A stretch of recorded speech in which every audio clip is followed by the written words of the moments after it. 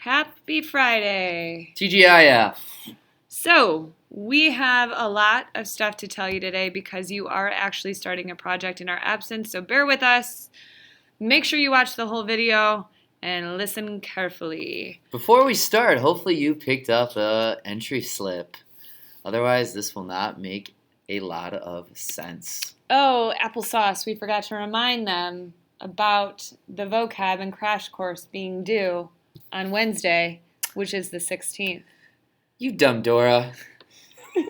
And if you don't know what we're talking about yet, stay tuned. You have a long weekend, so please don't forget about the vocab and the crash course. Jake, I get it. All right. The front of your packet today should have a list of 1920s slang terms. It looks like this. So here's what we want you to do. We want you to, first of all, enjoy reading through these. They're pretty entertaining. And what we want you to think about and discuss with the people around you is based on the slang, a fancy word for that is vernacular. Ooh, compelling language, I like. From the 20s, what inferences can we make as historians about what life was like during the 1920s? So Mr. Janikis and I spent some time looking at these.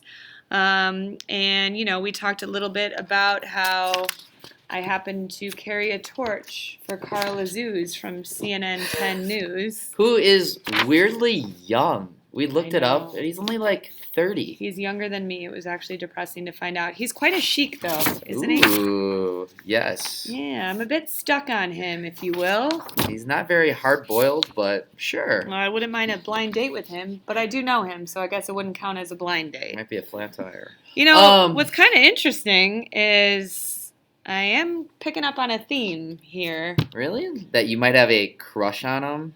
Yeah, I'm starting to maybe infer. You know, I know you're inferring, but I'm thinking, what kind of line would Carl Azuz use? It would probably have some type of pun in it, which would be terrible, but still funny. It would work for me. Okay, sorry. You're inferring. A historian can infer. Sentence starter for the inference analysis strategy. There's quite a lot of slang terms related to dating. It's almost like in the 1920s, a new woman, you guys can't see my air quotes, where women started to go to college, start to express themselves with more freedom, started to go on dates. It's almost like this language reflects these newfound social liberties in the 1920s. Sounds like a good time. Up, Chuck. Anyways. All right. There are a couple more inferences, so you guys should try to figure out one. Couple of them, actually. So enjoy. All right. So once you've done that, you are ready to move on to the project. So next up in your packet, you should find the role prompt task, which is, nice, good guess. This one. Both tabs say the same thing. Just like you were on Wednesday, you are a 1920s radio broadcaster. So the 20s was the first decade to actually have a nickname. The Roaring 20s or the Jazz Age. Jazz fingers. It was a decade of drastic economic, cultural, societal, and political change in the United States. For example, economically speaking, Americans shifted to mass production of goods, leading to a consumerism culture. You saw some of that on Tuesday with document B, I believe. With advertising and the various methods to purchase items that we cannot afford, according to Will Rogers. Americans also experienced cultural and societal shifts, leading to conflicts between nativists against immigrants and debate over the role of religion in society, which you saw with Wednesday's documents, the Scopes trial, and also some of the anti-immigration legislation. Boom. Over the 10-year period, new popular culture staples like spectator sports, jazz music, and a revival of arts emerged. Awesome job. I'll give you the task. That was swell. number 49 for those of you still with us, task as a member of a 4-person 1920s radio broadcast team. I know you guys are looking at your tables. Yes, those are your partners. Unless you're in my period 2. Tommy, you will be with Claire, Abra, Helen, and Dave. Aaliyah, you will be with Zoya, Nicolette, Meghna, and Dev. Groups of 3 for you, Miss Lyman. If you are in a group of 3, we'll talk when we break down the segments about what you are doing. But your current table groups work perfectly for this project. All right, you'll be tasked with writing, producing, and directing a radio program. The radio program will explore, inform, and share new inventions and ideas that altered people's lives. Furthermore, your team will share the economic, cultural, societal, and political shifts that reflected America's changing mood. Remember that conservative, progressive thing that we talked about on Monday? Okay. Over the course of this 10-year period, the radio program will be an authentic learning experience to provide insight into this dynamic period. Isn't that the bee's knees? All right, so now we're going to look at the format of the project, the different components of it, your resources, and so on and so forth. I guess wrong on that tab that time. So here we are. The bottom of the role prompt task shows you the radio program format / order. And on the back of that sheet, or where the next page in your packet, I haven't copied it yet. I don't know where it's going to end up. Turn the page. It breaks it down for you more specifically what goes in each segment. So you'll start with an intro to your radio show. There are 4 segments that examine the economic, political, and societal lenses of the decade. These are the ones that we are going to split up so everybody is responsible for their own work. So those are labeled Segment 1, Segment 2, Segment 3, and Segment 4. If you are a group of 4, I think this should be pretty self-explanatory. Ooh, question. What about the commercial? Ooh, seems like a good activity for the whole group to work on. Ooh, so you, to clarify, are each responsible for one segment, and collectively you're going to come up with an awesome commercial. Groups of 3 for Miss Lyman's classes. As long as you have 3 of the 4 required segments, everyone still works on their own. So keep that in mind for this. Again, everyone's doing the commercial. Segment 5 is kind of our fun bonus segment. It could be a weather report, a sporting event, almost like a breakdown of a baseball game, for example. Or you can review something like a play, album, or movie that has come out recently. That we can do all together? Mm-hmm. All right. FAQ time. Frequently asked questions. Oh, Miss Lyman. Weather for the entire decade? Literally, how are we supposed to do that? Well, what Am I just supposed to have fun? I want you to look at the Farmer's Almanac for every day, starting with Jan 1, 1920. Come on, folks.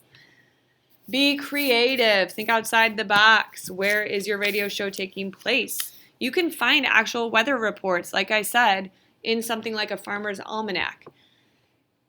I'd like to think some of you watch the news every once in a while. CNN 10, but maybe on Fridays and Flex. Don't, they give weather updates throughout a news program, like what's happening for the day, what's happening for the rest of the week, for example. So if you've never watched a news program, maybe check that out to get some ideas.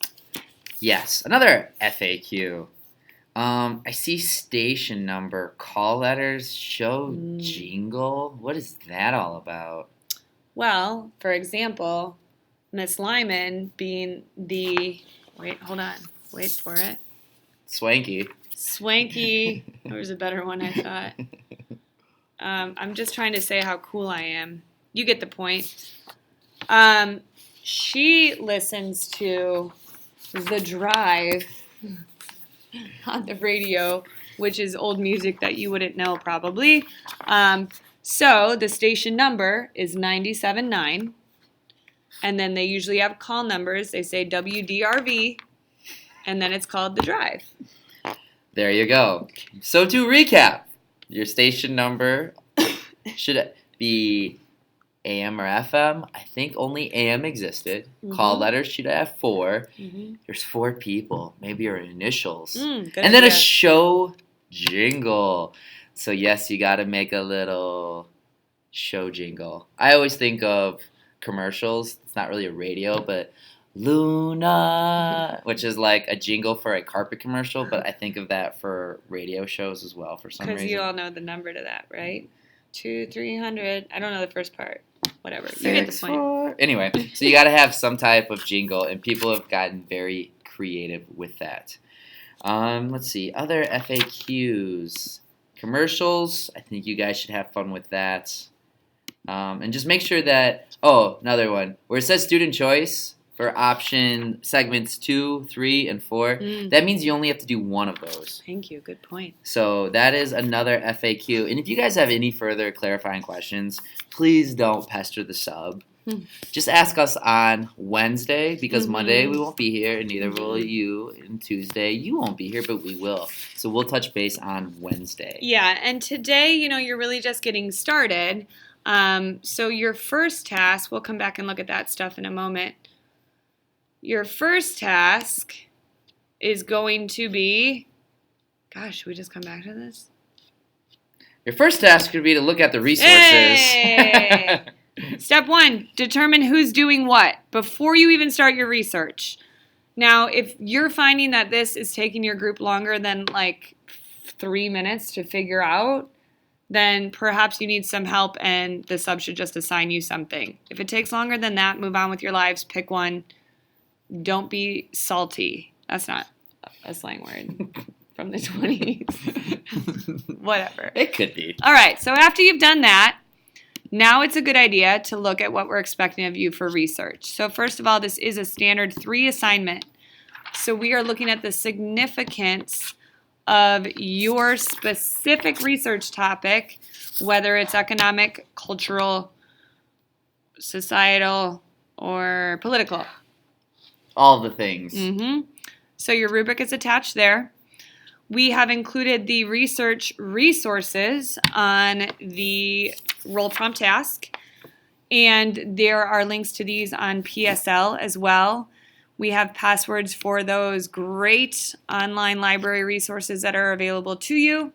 But let's take a look at what the research guide actually looks like.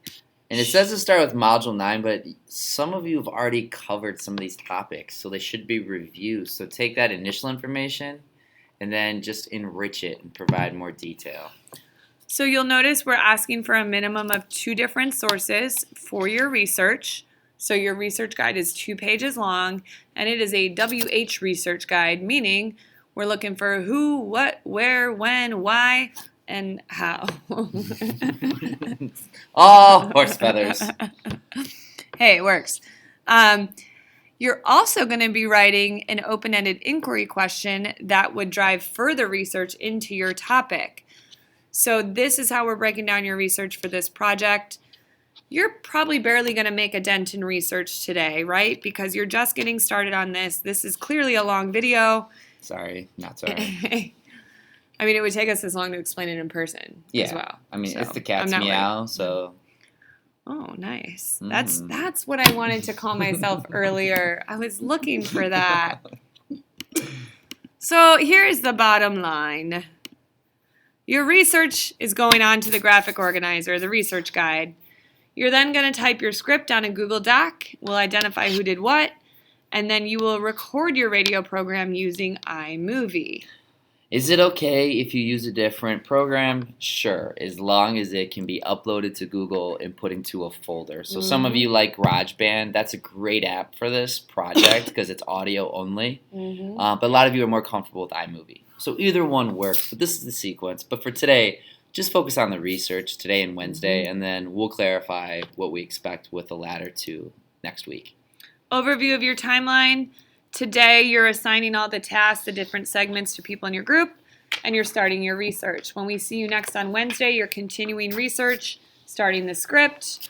Bottom line is this is going to be due 1 week from Tuesday, which is October 22nd. We will talk about how to submit it next week. It will be Google Drive, All right. As I said earlier, it's a good idea to watch a news broadcast to get some ideas. Make sure you're thorough in your explanations. We need to see that you have a complete understanding of the significance of your topic. That is how you meet the standard in this project. There will be productivity grades. So we want to hear, while we are not there, that you used your time wisely. And then when we're back, we want to see you use your time wisely. So keep that in mind. One point of clarification. I'm pointing to it like you all can see it. But it says it is a news broadcast. Watch. So you're doing a radio show, but radio news broadcast programs are very similar to how TV news are set up with the different segments. So even if you watch the news on TV, your radio program will emulate the TV program. So just a clarification. Good call. All right, we did this. All right, folks, I think we've covered everything. I believe so. So remember, if you have questions, we are going to be back on Wednesday. We will handle all your questions then. Oh, here's some more tips for you. We already went over Guess that. we weren't done. Okay, yeah, you're right. We did. You don't need to send us your questions. Again, we'll be back. There's plenty of work time. And enjoy your long weekend. And anything else, Mr. J? No, the big cheeses will be back Wednesday. I had to. All right, folks. Peace out. Have a great time. Enjoy your 4 days. Yes, we'll see you next week. Adios. Bye-bye.